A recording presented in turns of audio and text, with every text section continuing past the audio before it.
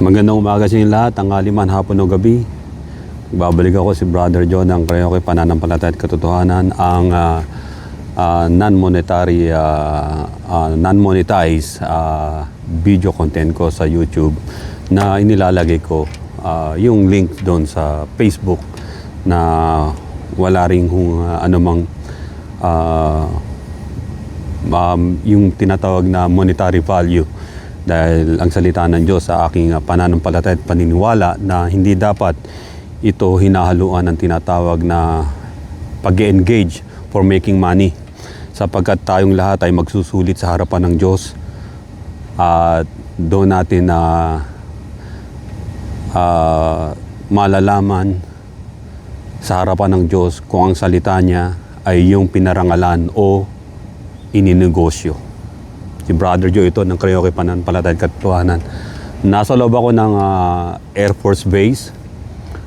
Dinrive ko papunta rito para maiba naman ang lokasyon ko. 2026 na mga kapatid. At hindi natin alam kung anong kahihinatnan ng taong ito. At alam natin na ang lahat ng bagay ay nagaganap dahil sa tinatawag na for the good of those who love God. Yung mga purpose ng Diyos ay maganap sa atin. Muli ay si Brother Joe ito ng Creoque Pananampalataya at Katotohanan. At nais ko muna na pasimulan ito sa maiksing panalangin. Sabayan niyo po ako at samahan din ninyo ako sa pananalangin natin sa Panginoon. Pumikit tayong lahat at yumuko. Panginoon, sa oras na ito, we offer up to you, O Lord, this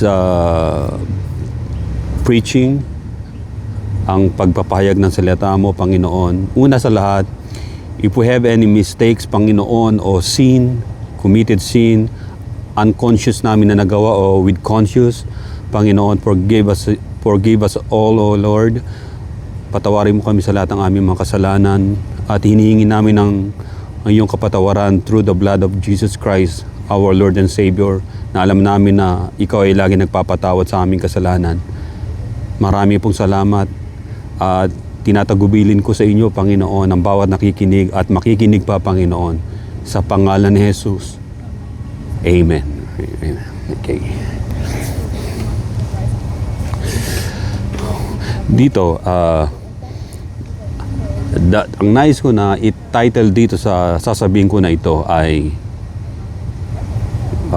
let the Holy Spirit take control of yourself. Let the Holy Spirit take control of yourself. Merong isang tinatawag na accident na nangyari along sa kung tawagin ay highway o freeway. Merong mag-anak na namatay. Ang mag-asawa at saka yung dalawa niyang anak,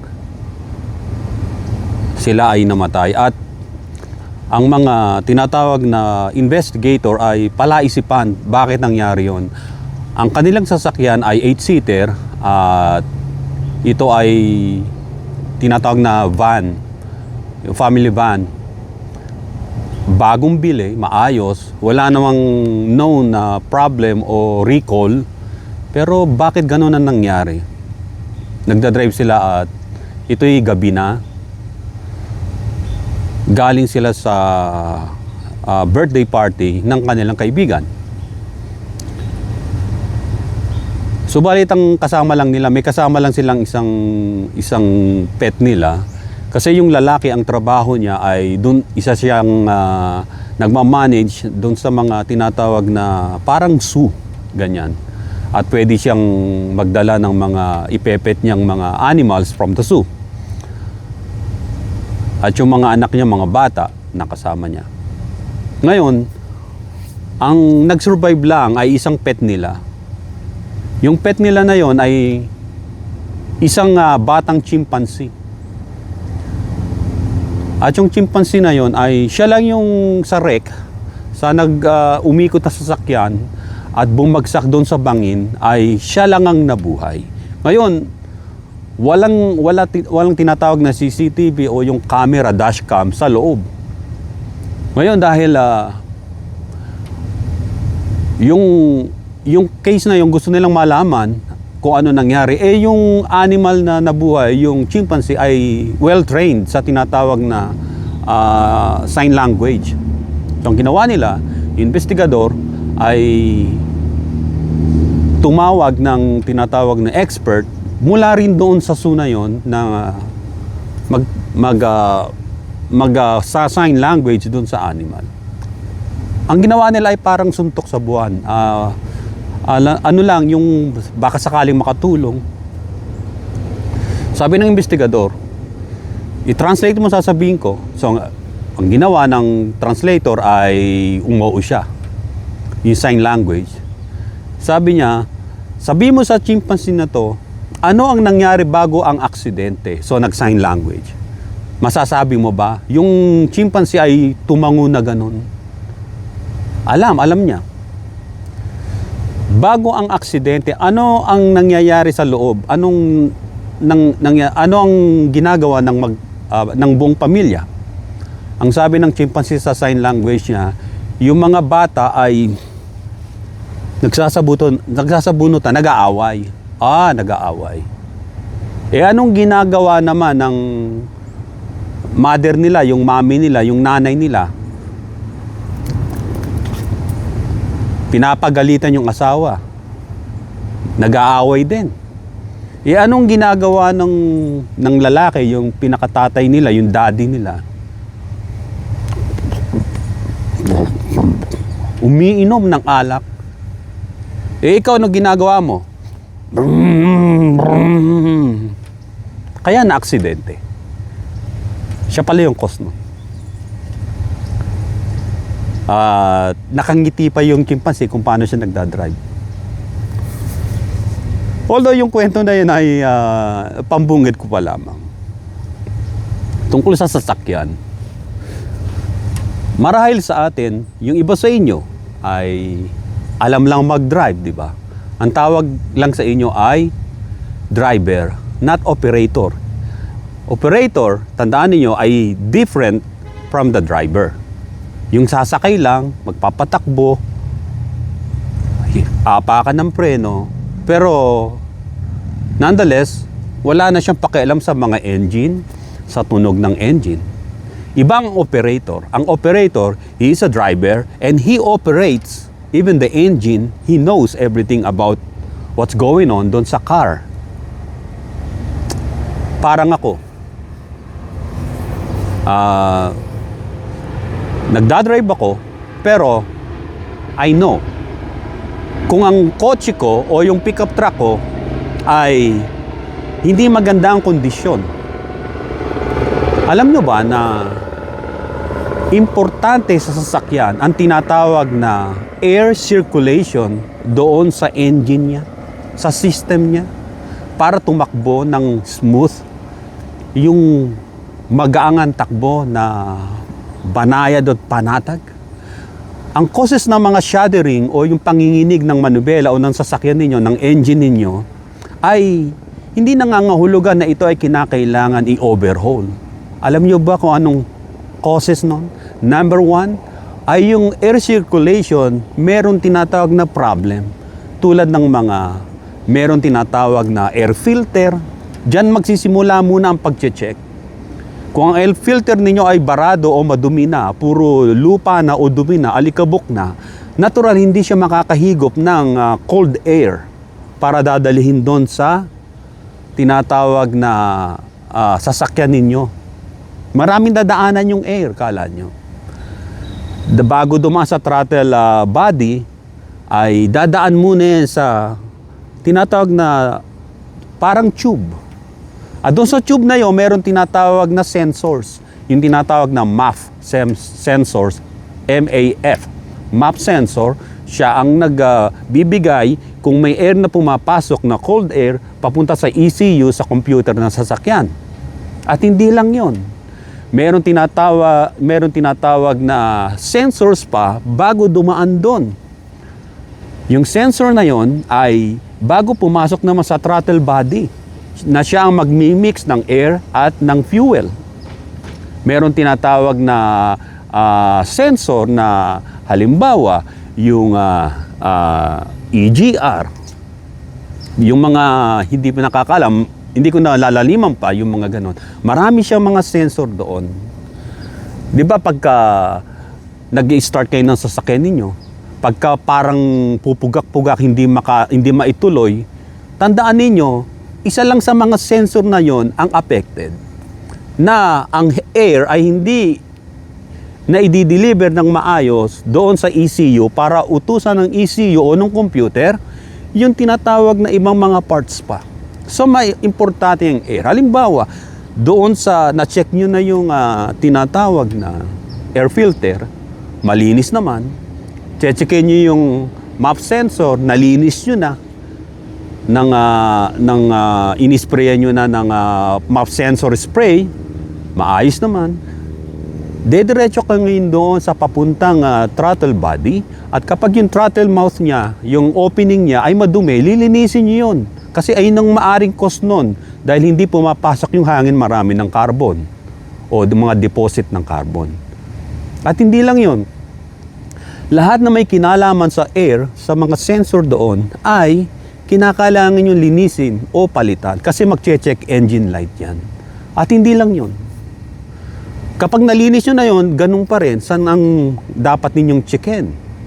Yung tinatawag na, alam nyo yung oxygen sensor na tinatawag na upstream tsaka downstream na oxygen sensor, chine-check yun.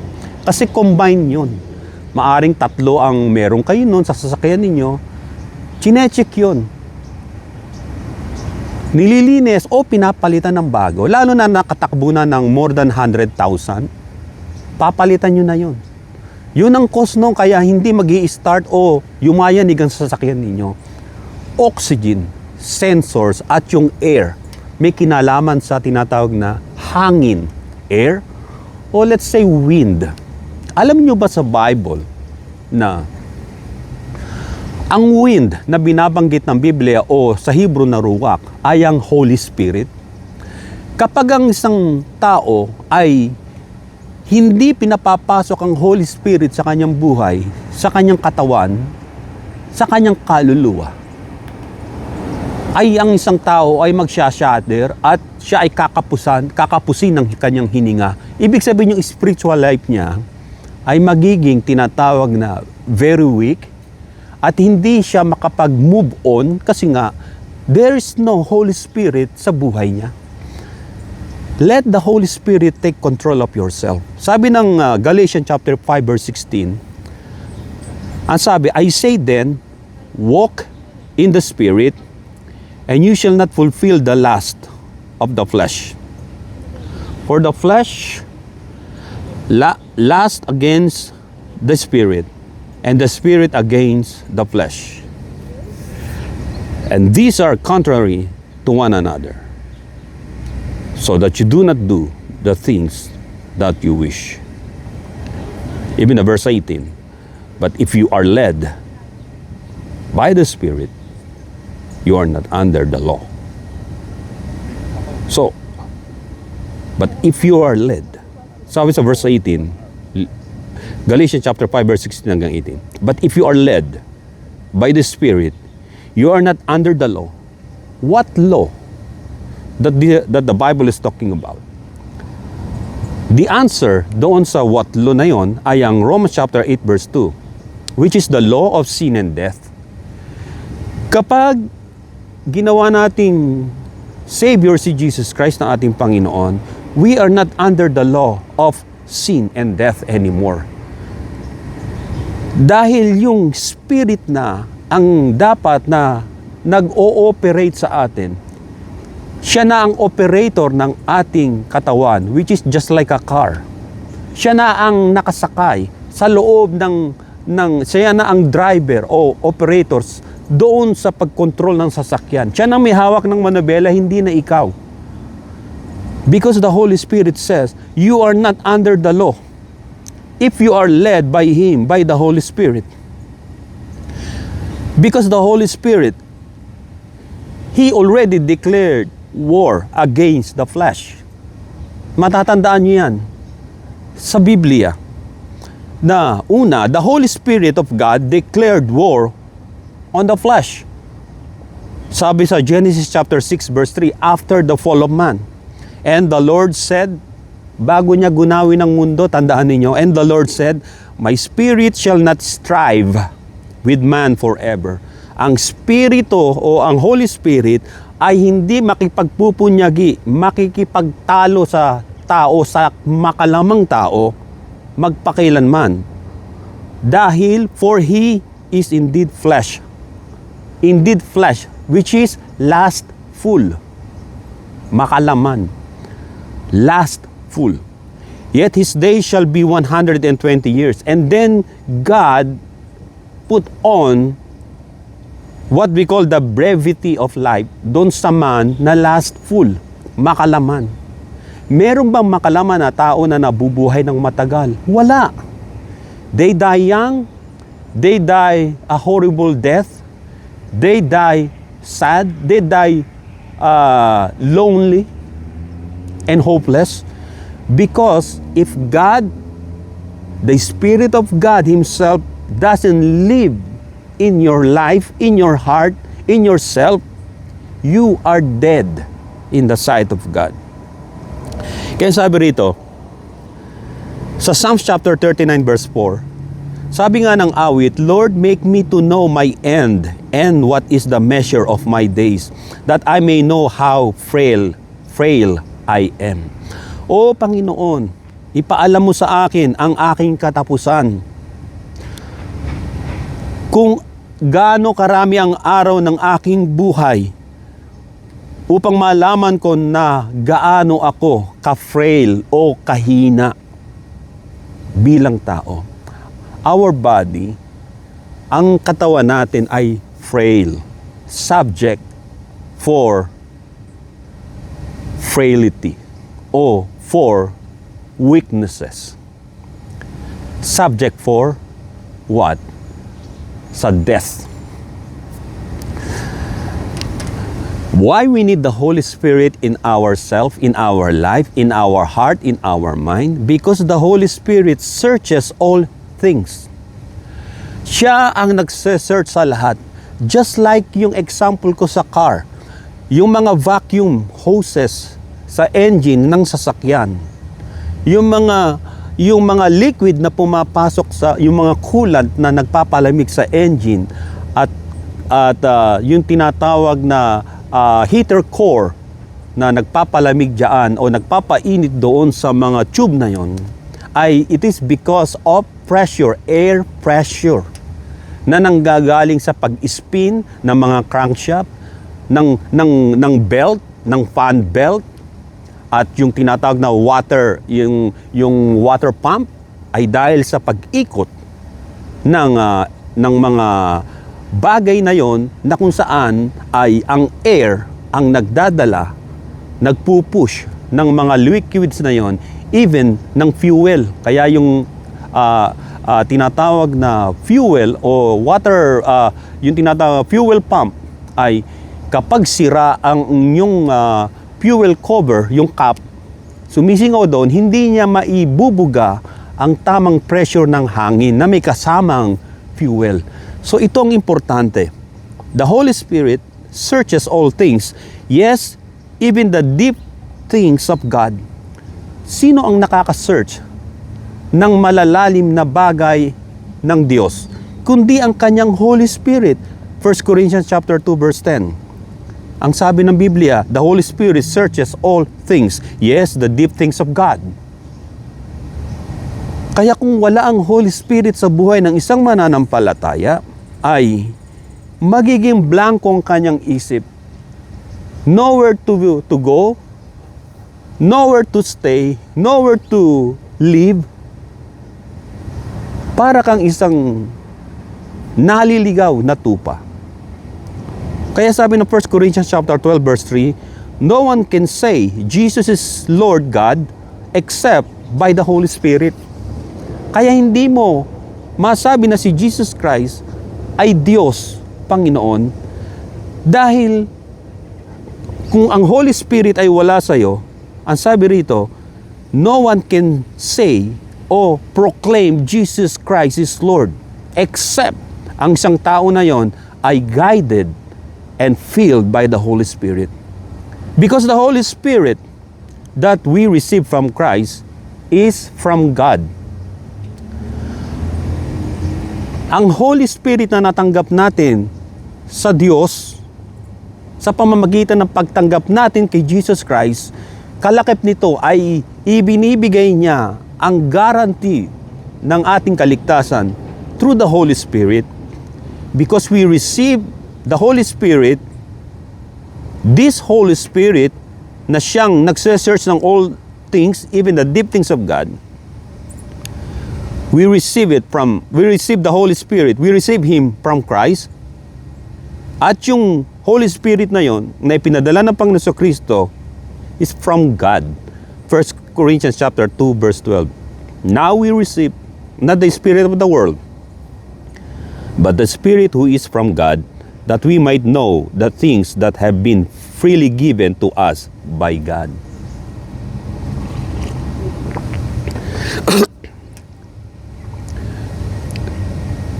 Now, ang sabi, ngayon, not tomorrow, but today, now. 1 Corinthians 2:12. Now we receive not the spirit of the world. Ang tinanggap pala natin ay hindi espiritu ng world. Alam niyo ba yung espiritu ng world? Spirit of bondage, spirit of slavery, spirit ito na kung saan may fear. Hindi nang tinanggap natin. Ang tinanggap natin sa Diyos, nung ating kilalanin si Jesus Christ na ating Panginoon at tayo ay nagrepent, ay the Spirit who is from God. The Spirit who is from God, that we might know the things that have been freely given to us by God. Si Adam, as a sinless being before the fall of man, Adam as sinless Adam bago pa siya magkasala, o before the fall of man. Remember sa Genesis chapter 2 verse 7, God breathed him with the breath. Yung breath na ginamit ng wind, ruach, which is the Holy Spirit. God breathed him with the Holy Spirit, the Spirit of life. And man became a living being. Man became a living soul, sabi sa Biblia. A living spiritual man, si Adam, nung hindi pa siya nagkakasala. Holy and sinless according to the image of God, sa Genesis chapter 2 verse 7. How come a holy and sinless according to the image of God fall into sin? Paano nangyari yon? Na ang isang tao pala na merong espiritu na ng Diyos ay pwede pa palang bumagsak sa kasalanan? Only if merong tinatawag na only if you decided not to obey God. Dahil si Adam ay binigyan ng Diyos ng tinatawag na free will. Lahat tayo may free will dito. Tulad nito, hawak ko, may free will ako kung anong gusto kong gawin dito, kung ibagsak kong ganyan. Di ba? Pulutin ko, that's my free will. Kung itapon ko na sa garbage can to, that's my free will. May free will. God said to Adam, thou shalt not eat the tree doon sa yung garden na yon, na tree of na nagbibigay ng death, knowledge of good and evil. Because ang gusto ng Diyos sa atin ay ma-enjoy yung paradise, which is yung life na everlasting, na nandun yung tinatawag na tree of life, na kahit hindi siya nagugutom ay pwede siyang kumain at ma-enjoy niya yung paradise. Meaning times of like refreshing. Tulad ng ito ay tinatawag na kapahingahan, rest. Subalit ang pinili ni Adam ay ang maniwala siya sa sinabi ni Eve. Minsan hindi natin masisisi ang isang mag-asawa o yung lovers ay maniniwala yung lalaki, vice versa, doon sa babae o sa lalaki. Dahil maniniwala ka na sa kanya, susunod ka na lang kasi nga at least kasama mo naman siya, baka iwanan ka. Subalit kung mali yung kanyang pinagdesisyonan, kasama ka, mahuhulog dun sa hukay. Kaya nga ang bulag, sabi ng kawikaan, ay kapag inakay niya ang kapwa niya bulag, ay pareho silang mahuhulog doon sa balon, doon sa hukay.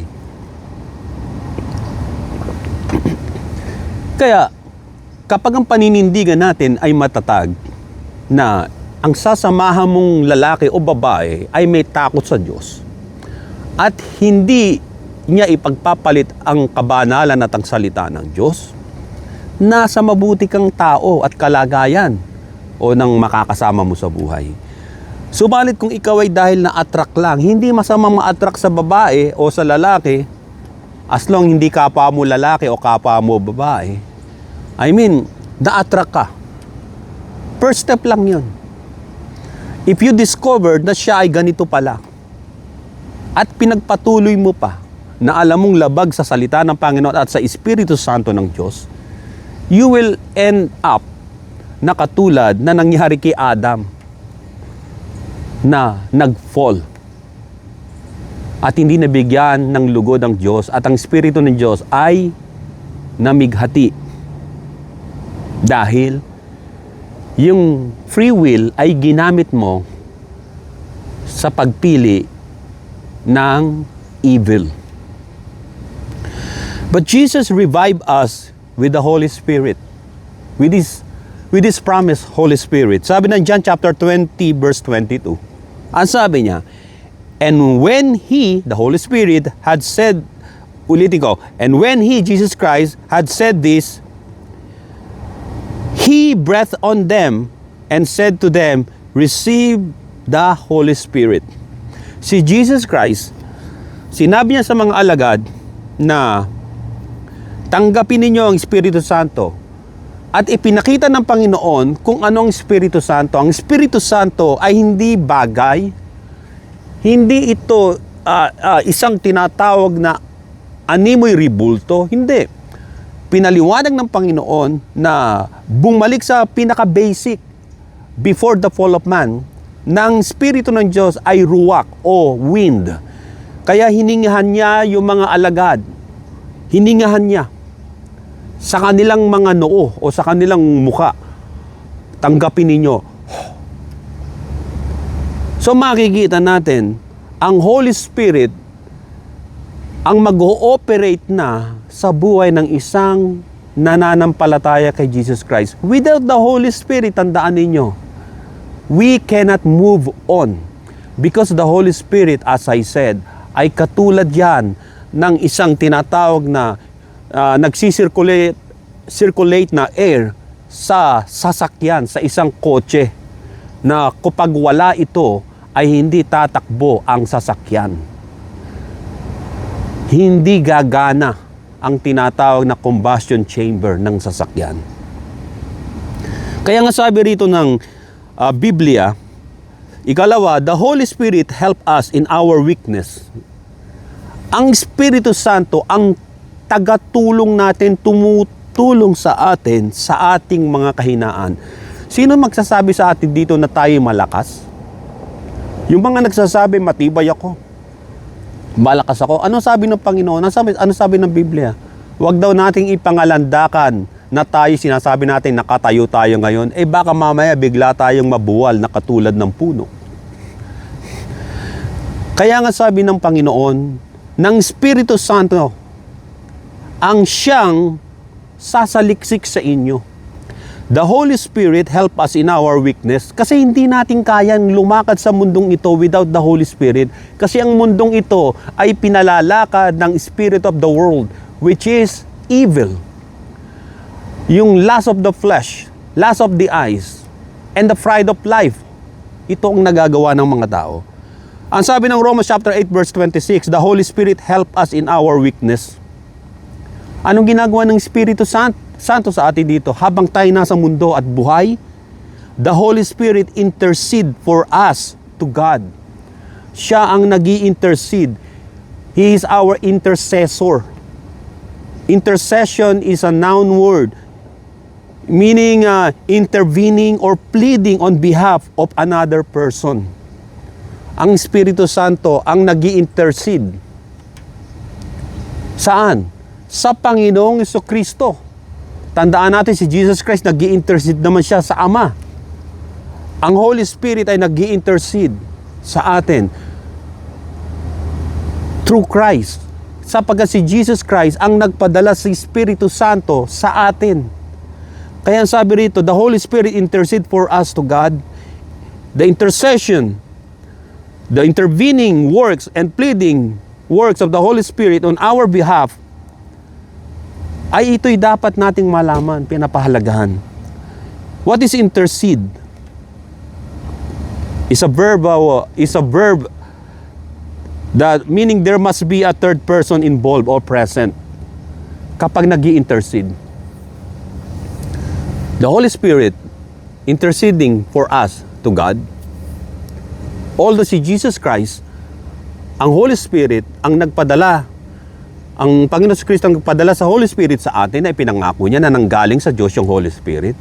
At nag-i-intercede ang Holy Spirit sa atin sa Diyos, sa kabuuan ng Diyos, sa Panginoon Kristo at sa Ama. Siya ang nag-i-intercede to make our life complete. Ang sabi rito, doon siya sa third person. So yung Holy Spirit ay nagiging pumapagitna sa atin. Itong Holy Spirit, ito ang Diyos. God, the triune God, the Godhead, nag-i-intercede. Kasi when Christ was is absent in this world, ang Holy Spirit ang present. Ang Panginoon ay nasa langit. So hindi niya tayo iniwan dahil pinadala niyang Espiritu Santo para mag-intercede sa atin. Ang sabi nga ng Biblia,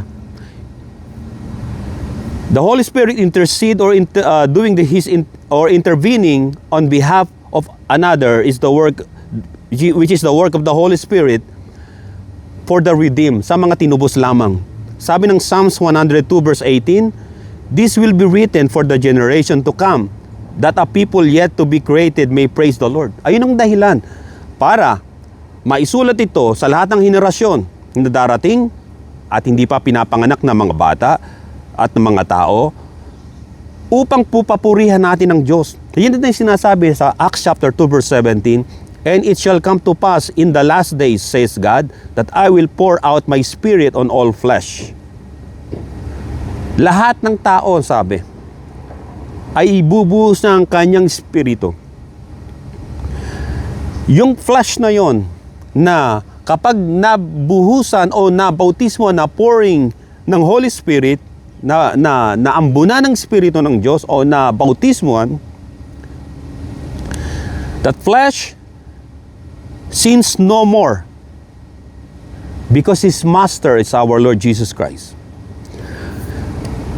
Romans chapter 6 verse 6, knowing that our old man was crucified with Him, that the body of sin might be done away with, that we should no longer be slaves to sin.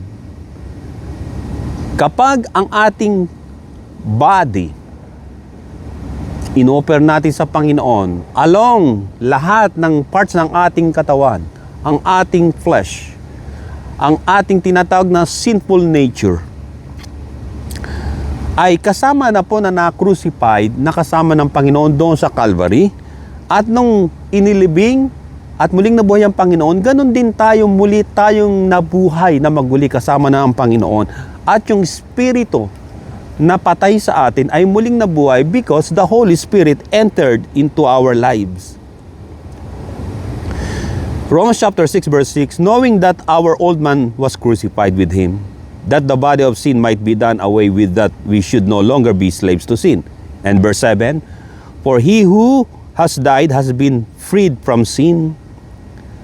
Lahat ng mga namatay na ang lumang pagkatao dahil tinanggap ang Panginoon Kristo ang kanyang crucifixion, ang kanyang muling pagkabuhay, ay ang sabi rito ay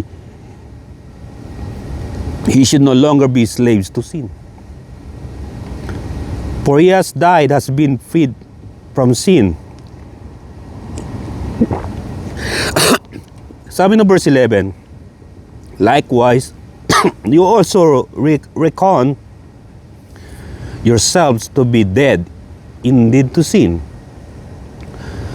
but alive to God in Christ Jesus, our Lord.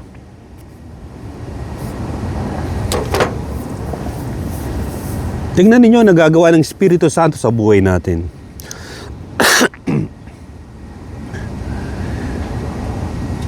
Kung makikita ninyo na sa mga ospital, ang nilalagay sa tao ay yung pure oxygen kapag hindi makahinga, di ba? Hindi naman pwede yung hangin na nanggagaling doon sa talyer o yung pambomba ng flat tire. Hindi yun ang ginagamit sa tao. Malalason siya ron. At hindi naman yung hangin na galing sa lobo. So, ang ginagamit ng mga ospital ay yung tinatawag ng oxygen na pang tao pure. Para makahinga siya. Para masuplayan yung brain niya ng oxygen, kinakailangan niya ng oxygen. Para yung blood niya. Kasi yung blood ng tao kapag nag-clot na, namumuo na, hindi niya na maibubuga yung oxygen sa brain niya at mamamatay ang tao kapag walang oxygen sa utak. Hindi magpapump yung heart niya. Walang bumabalik na oxygen. So, anong napakahalaga nito? Ang oxygen o ang hangin o ang ruwak o ang wind ay ang Espiritu ng Diyos na siyang nagpapalakas sa ating spiritual life. Sa paanong paraan tayo magkakaroon ng spiritual life na malakas at buo ang ating paghinga sa Diyos? Prayer. Kaya nga tinatawag na sa yung spirit, kung tawagin sa Greek word ay pneuma. Parang pneumatic, yung hangin ng binubuo ng isang machine at ibibigay sa'yo. That's Spirit, the Holy Spirit, pneuma. Through prayer. Ikalawa, parang Espiritu ng Diyos ay bumaba sa'yo. Prayer, praise and worship. You have to praise and worship God in His temple. Through the Holy Spirit. At yung Holy Spirit, ine-empowered ka. Binibigyan ka ng tinatawag na oxygen sa iyong pananampalataya kung hindi ka na nakakahinga dahil sa dami mong problema at iniisip. Ikatlo, ano? Ang sabi rito sa binasa natin, Galatians chapter 5 verse 16, walk in the Spirit. Walk. You have to walk. Not walk in the path of the wicked, but walk in the Spirit. Yung daan na lalakaran mo ay papunta sa langit. Alam natin kung sinong daan. Jesus Christ, He is the way. He is the only road doon papunta sa heaven. Walk in the Spirit, and you shall not fulfill the lust of the flesh. For the flesh lusts against the Spirit. Tandaan ninyo, magkalaban ng lust of the flesh at ang Holy Spirit. And the Spirit against the flesh. And these are contrary to one another, so that you do not do the things that you wish. Walk in the Spirit. Walk in the Spirit is just like the first phase o pace, P-H-A-S-E, pace ng pag-walk in the Spirit ay walk by faith, not by sight. Ano pa ang next level para tuloy-tuloy ang paglakad natin sa Espiritu Santo? Walk in the Word of God. You have to work and walk doon sa Word of God. Mag-work ka, i-work it out mo. Yung salita ng Diyos, you have to read the Bible. That's what I meant. Read the Bible and namnamin ninyo. Just like eating a fried chicken, Hindi mo naman isuswalo ng buo yung fried chicken hanggat hindi mo nginunguya. O yung steak. O whatever food. Di ba kinakailangan nguyain mo muna? Kasi kung lulunukin mo na para kang snake o buwaya, ang tawag dyan ay maiimpatyo ka. We are not those crocodiles. We are not those snake. We have and we need to read the Bible. At ang last ay wait unto the Lord. Mag-stay ka sa Panginoon. Sa faith mo sa Kanya, wait unto the Lord. Ano mang maganap sa mundong ito, wait unto the Lord. Because this world ay magpa-pass away ang world. Tandaan ninyo. Subalit ang mananatiling tapat hanggang wakas sa Panginoon ay siyang ililigtas ng Panginoon. Kaya nga sabi, pag lumakad tayo sa lakad ng Espiritu Santo ay hindi na tayo tumatanggap ng papuri mula sa tao. Hindi na lumalaki ang tenga natin. At ang ngiti natin ay ngiting aso. We don't need those. Sabi ng Biblia, ang sabi sa John chapter 12 verse 43, sinabi niya sa mga hypocrites, sabi niya sa mga Pharisees, the hypocrites loves this, for they love the praise of men more than the praise of God. Maraming mga tao ngayon, kaya hindi sila nakakatanggap ng pag-ooperate ng Holy Spirit sa buhay nila because they love praise na galing sa tao, the praise of man, more than the praise of God. Ikinahihiya nila ang Panginoon. Sa papaano nilang paraan ikinahihiya ang Panginoon. Ayaw nilang malaman ng ibang, ayaw nila ipaalam sa ibang tao na sila ay believers. Halimbawa kay Christian, dumadaan ka sa kalsada ninyo, ang ginagawa ng mga tao ro, may mga nagiinuman, inaalok ka. Natural nakikita mo nagtutumpo ka ng mga makasalanan at lasinggero doon. You have to let them know that you are a believer of Jesus Christ. Sabihin nyo kagad, no thank you. Because my Lord Jesus Christ saved me. I don't drink, hindi ako umiinom na.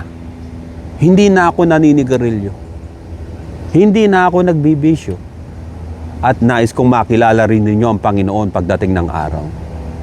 Yun ang tama upang hindi ka naibader ng mga tao na yon at sila naman ang mabader sa sarili nilang buhay. Pag nakita ang pagbabago mo at makikita nila yon. Kaya hindi ako takot sa taong maraming tato. Mas nakakatakot pa ang isang taong nananahimik na hindi nagsasalita.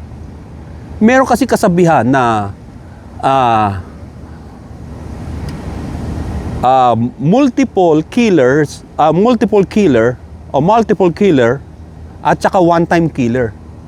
Ito sa tinatawag na criminology. Yung maraming taong pinapatay, halimbawa nakapatay na siya ng 3, 4, pero isang taong nananahimik, pag pumatayan, 1 dosena, 10, 50 katao, 1,000, ayun ang delikado. Na ang isang tao pag nagwala, one time lang siyang papatay, pero marami naman. So makikita natin dito na ang flesh ng tao, kapag walang guide ng Holy Spirit, yung flesh na yon, he will go to his dark and tragedy na end ng buhay. Mga kapatid, kapag tinanggap natin ang Panginoon, hindi ka na magiging alipin ng alak o bisyo o drug addiction o anumang addiction yan, even sex addiction, even pornographic addiction. Buburahin lahat ng Panginoon ang iyong kasalanan at hindi lang yun. Papalitan ng Diyos ang iyong espiritu ng may kabanalan. Dahil mas pinili mo ang papuri ng Diyos kaysa papuri ng mga tao. Mga kapatid, Yan ang aking nais ipahayag sa inyo sa taong ito at marami pang taon na darating. Paghariin ninyo ang Espiritu ng Diyos sa inyong buhay. Mahihina tayo, tandaan natin. Dahil nandito pa tayo sa tinatawag na Adam's flesh o Adamic flesh. Galing tayo kay Adam. Na ang kasalanan, ang sin, ang weaknesses ay nag-transfer hanggang nakaabot sa atin. Ang pag-asa lamang natin ay ang tanggapin ng Panginoon Kristo. Paghariin siya sa ating buhay at hayaan natin ang Holy Spirit ang gumawa sa ating mga sarili upang tayo ang pagbabago ay makita ng Diyos sa atin at ng mga tao upang papurihan nila ang Diyos na buhay. Sapagkat ang Holy Spirit ay magbubunga ng mabubuting bunga tulad ng pag-ibig, galak, self-control, at marami pa patungkol sa bunga ng Espiritu Santo ng Diyos. Mga kapatid, muli, ang nais kong sabihin sa inyo ay makipagkasundo kayo sa Panginoon. Likewise, you also reckon yourselves to be dead indeed to sin but alive to God in Christ Jesus our Lord. Makipagkasundo tayo. Tayo manalangin. Panginoon, sa oras na ito, marami pong salamat. Panginoon, at sa mga tao na wala pang pagtanggap sa iyo, na nadaanan nila ang abakong YouTube content na ito, Panginoon, tanggapin ka nila, Panginoon, bilang Panginoon tagapagligtas. Yun lamang po ang akin na ispahayag sa buong sanglibutan ito, na ikaw ang Panginoon na nagliligtas mula pa noon hanggang ngayon at sa darating na panahon. Marami po salamat, Panginoon sa Kristo, at sa gabay ng Espiritu Santo. Ito po ang aming samot panalangin sa pangalan mo, Jesus. Everybody say Amen. Amen and Amen. God bless you lahat. To God be the glory in Jesus' name. At muli, Brother John, ang kayo kay pananampalataya katotohanan. Salamat po.